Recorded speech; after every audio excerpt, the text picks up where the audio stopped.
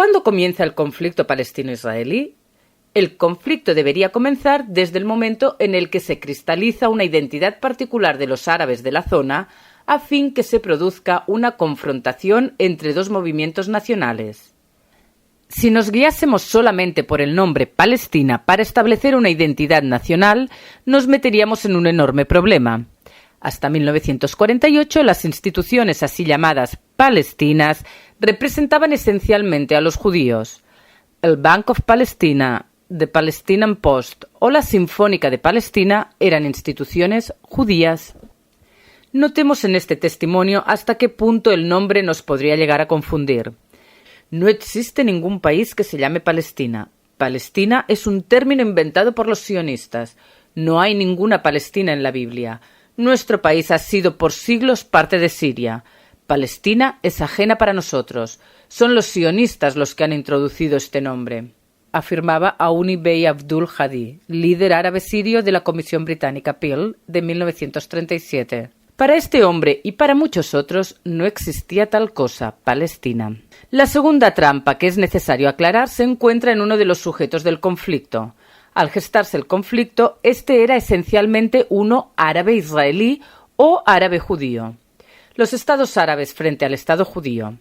Calificar al conflicto como palestino-israelí cuando en el último siglo se manifestó esencialmente como uno árabe-israelí podría complicarnos la comprensión. Hasta la toma de control de la OLP a manos de Fatah y Yasser Arafat en 1968, los árabes palestinos eran utilizados como marionetas por Nasser, los reyes locales y la Liga Árabe. Desde el momento que Israel ha firmado acuerdos de paz con Egipto y Jordania, cuando Arabia Saudita demuestra una paz de facto con Israel y en momentos en los que Siria y Líbano están lo suficientemente amedrentados como para no atreverse a atacar a Israel, el conflicto se ha palestinizado, se ha reducido, y ya no es, como lo era anteriormente, un conflicto árabe-israelí. Por lo tanto, si no aclaramos este punto, podríamos llegar a creer que el conflicto palestino-israelí nació cuando los palestinos tomaron las riendas de su futuro, ya que antes se manifestaba como un conflicto árabe-israelí. Por supuesto, el conflicto con los árabes que hoy llamamos palestinos comenzó mucho antes. Existen 4 fechas que suelen ser señaladas como el inicio del conflicto y que son poco convincentes o totalmente falsas. La primera de ellas es la que afirma que el conflicto nació por la ocupación israelí de los territorios de Judea, Samaria y Gaza durante la Guerra de los 6 días. Aunque parezca increíble, buena parte de la opinión pública en el mundo está convencida de dicha falacia. En junio de 1967, una alianza de 3 estados árabes, Egipto, Siria y Jordania, atacaron a Israel a fin de destruir su presencia en Medio Oriente. Lamentablemente para ellos fueron derrotados. A consecuencia de dicha batalla, Israel tomó control del Sinaí y la Franja de Gaza, que estaban en manos de Egipto. Conquistó las estratégicas alturas del Golán de Siria y pasó a controlar los 5.790 kilómetros cuadrados de Judea y Samaria o la Cisjordania, un terreno que había sido anexado por Jordania en 1949, una anexión ilegal que solamente fue reconocida por Pakistán e Inglaterra. Antes de los jordanos, el terreno estaba bajo control de los británicos en el marco del mandato asignado por la Sociedad de las Naciones. Nunca existió un Estado árabe palestino. Estos son los hechos. La conquista de Judea y Samaria fue una consecuencia de la agresión jordana y no la causa de la guerra. Además, Jordania ya había agredido y había sido derrotada en 1948, por lo que en 1967 fue la continuación de anteriores intentos de borrar a Israel del mapa. Podemos afirmar que una clara y reconocida internacionalmente identidad árabe-palestina se cristalizó tras la guerra de 1967, aunque el conflicto no nació en dicha fecha. Los árabes de Gaza, que habían sido egipcios, y los árabes de Cisjordania, que habían sido jordanos, ambos entre 1948 a 1967, ahora tenían algo en común. Estaban bajo el dominio israelí. El falso argumento que el conflicto se creó por la conquista israelí, léase ocupación, cumple una función táctica. Si convencemos a los poco informados que el conflicto nació en 1967, entonces podremos vender el producto que una retirada de dichos territorios pondría punto y final al enfrentamiento, cuando cualquiera que conozca un poco el panorama en el 2017 entiende que tal supuesto es surrealista, de la misma forma que la retirada israelí de Gaza en el 2005 no acalló a los radicales palestinos. Una retirada podría aliviar el conflicto, incluso mucho, o mejorar las posturas y realidades de Israel en la arena internacional, pero no solucionaría las disputas, ya que el conflicto no nació en 1967. La segunda fecha no real es la que afirma que el conflicto palestino-israelí nació en la Primera Guerra Total, la Guerra de la Independencia de Israel en 1948. Más aún, algunos, como la árabe venezolana Hindú Anderi, deliran inventando que hasta y durante el Holocausto los árabes locales acogieron con alegría a los judíos, obviando que esos mismos árabes ya habían asesinado hasta esa misma fecha cerca de 700 judíos. La guerra de 1948 inició el problema de los refugiados palestinos. Esa derrota para los árabes desató un proceso de revueltas y golpes de Estado en varios países e inició una serie de batallas totales entre Israel y los países árabes hasta 1973. La guerra de 1948 no inició el conflicto palestino-israelí y tampoco es cierto que los árabes de Palestina acogieron con algarabía a los refugiados judíos. Tercero, una fecha que suele ser destacada con celeridad a la hora de definir el punto de partida del conflicto es la revuelta árabe contra los británicos entre 1936 a 1939.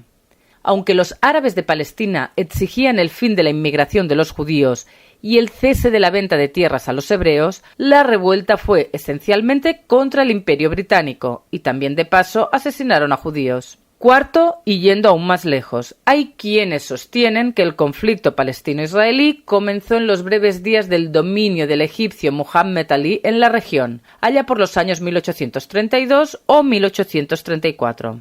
Muhammad Ali impuso una serie de reformas, incluyendo el enrolamiento de los campesinos al ejército egipcio, lo que provocó la revuelta de estos, un enfrentamiento que fue sofocado en poco tiempo.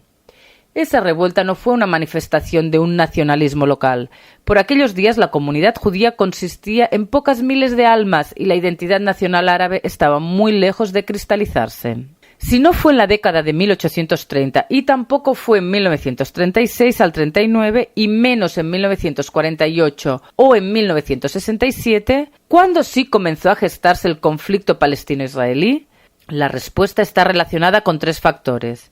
Primero, la adopción y toma de conciencia de sentimientos nacionales por parte de los árabes locales.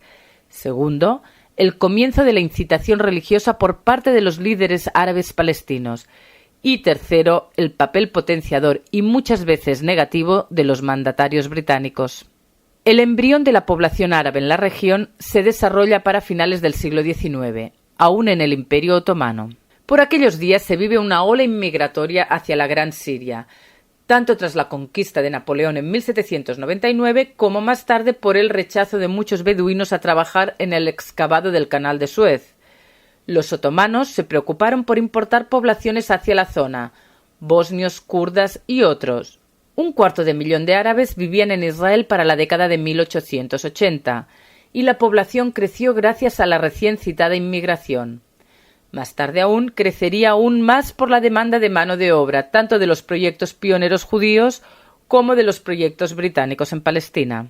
A la par, el movimiento sionista comenzó a hacer notar su presencia física en el terreno. La primera ola inmigratoria, la primera Aliyá, de 1881, se diferenciaba de la segunda ola, iniciada en 1904, por su deseo de poseer y desarrollar una mano de obra agrícola propia y una seguridad judía para la comunidad judía, en vez de contratar a los guardias árabes o beduinos. Los judíos venían a redimir la tierra y deseaban ser guardias de sus propias granjas, fastidiando el negocio de los trabajadores árabes y beduinos locales. Por otro lado, la compra de tierra creaba tensiones. Terratenientes que no vivían en Israel, pero que habían comprado y registrado propiedades durante el siglo XIX, vendían tierras a precios exorbitantes a los sedientos sionistas. También los árabes palestinos vendían. Incluso el padre del pronazi mufti de Jerusalén vendió tierras a los judíos. En el Medio Oriente de entonces, una cosa era ser dueño de la tierra y otra muy diferente era trabajarla o vivir en ella. Los árabes locales alquilaban tierras y se quedaban con un porcentaje de las cosechas al mejor estilo bustán. De pronto llegaron los sionistas que querían ellos mismos trabajar y redimir las tierras de sus antepasados. Las diferencias también aparecían en detalles culturales. En Europa la parcela le pertenecía al dueño, mientras que en Medio Oriente pastores cruzaban vallas para alimentar al ganado tras la cosecha sin pedir permiso alguno. El ahora dueño de la tierra espantaba al beduino, quien llamaba a los suyos para defenderlos, mientras que el ahuyentador también hacía lo mismo, siendo así se sumaban razones para que existiese una tensión social. El fin de la Primera Guerra Mundial confeccionó el conflicto como un enfrentamiento entre dos aspiraciones nacionales. Durante la guerra y para lograr un levantamiento árabe contra los otomanos, los británicos prometen la creación de un estado liderado por los Hussein de la Meca, en lo que hoy es Siria, Líbano y parte de Palestina. Estas cartas, conocidas como Majma'un Hussein de 1915 a 1916, incluían, según los árabes, también la tierra de lo que hoy es Israel. A los sionistas también les hacen promesas amorfas en el marco de la Declaración de Balfour de 1917. Simultáneamente, los británicos dividían secretamente la región con los franceses en los acuerdos de Sykes-Picot. Mientras que los judíos sionistas poseían un programa político y práctico nacional inspirado en la formación de los nacionalismos europeos, los árabes locales no poseían tal identidad. Sus desarrollos y evoluciones nacionales eran muy diferentes. Por un lado, los árabes aspiraban a la Siria grande liderada por los Hussein de la familia hashemita, pero tras haberles otorgados a ellos, a los hermanos Faisal y Abdallah, Irak y Jordania, los árabes locales del mandato británico de Palestina se enfocaron en desarrollar su propia identidad nacional. Las aspiraciones de los judíos a todo esto fueron reconocidas en la Convención de San Remo de 1920 y formaban parte de los objetivos a cumplir por el mandato. En el Tercer Congreso Árabe de 1920, los dirigentes expresan su deseo de independencia. El nacionalismo judío, el sionismo, definitivamente inspiró a los líderes árabes a desarrollar una identidad particular, siguiendo un modelo europeo como el de sus pares judíos. No fue fácil para los árabes captar el concepto de Estado-nación cuando la identidad primaria de los locales era tribal o sectorial. Una nueva identidad palestina convivía con las terribles disputas entre los clanes locales, especialmente entre los Nashashibi y los Hussein. Los árabes de Palestina se sentían descontentos por el creciente aumento de la población judía y por la preferencia legal que hacían los británicos hacia los judíos, de acuerdo a lo establecido en la Convención de San Remo. Los británicos, en tanto, buscaban un líder árabe cómodo para conectar y calmar a la población descontenta, escogiendo a Amin al-Hussein del clan Hussein como su interlocutor más prominente. Al-Husseini fue nombrado mufti de Jerusalén. El mufti representaba ante todo los intereses de su familia o clan. Él suponía que adoptando una postura beligerante, nacional palestina, podría superar y derrotar a su competencia, Nashashibi. El mufti comenzó a coquetear con la violencia incitada por motivos religiosos en los desmanes o las matanzas de 1920 y 1921. Lo que comenzó como un coqueteo se transformó en un modus operandi en los desmanes o masacres de 1929. A la luz de lo aquí explicado, el conflicto surge con la cristalización de una identidad nacional de los árabes de Palestina. Es influenciada por el nacionalismo sionista y la política de divide y gobierna de los británicos, y se manifiesta en una incitación repleta de componentes religiosos, pero esto sucedió solamente desde la década de 1920.